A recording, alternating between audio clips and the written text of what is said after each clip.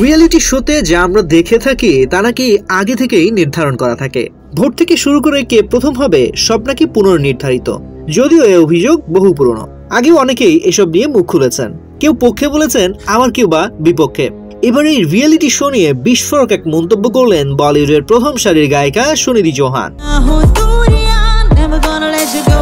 সম্প্রতি এক পডকাস্টে সুনিধি জানান, টিভিতে যা দেখা যায় সবটাই কাটছাট।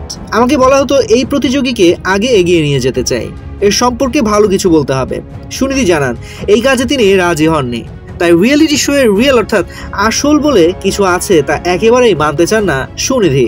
যদিও এই রিয়েলিটি শো এর হাত ধরেই উঠে এসেছেন সুনিধি, তবে এখানকার যেসব রিয়েলিটি শো রয়েছে তার অধিকাংশই ভাওতা, এমনটাই ইঙ্গিত এই সঙ্গীত শিল্পীর।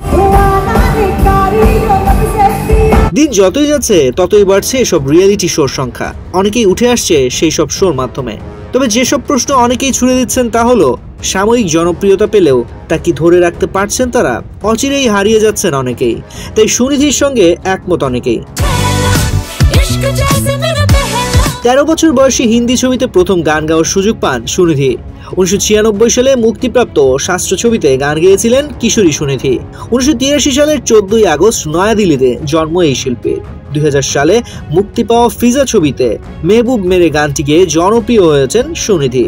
4 বছর পর 2004 সালে মুক্তিপ্রাপ্ত ধুম ছবিতে ধুম মাচালে ধুম গানটি গাওয়ার পর আর পিছনে ফিরে তাকাতে হয়নি সুনিধি চৌহানকে।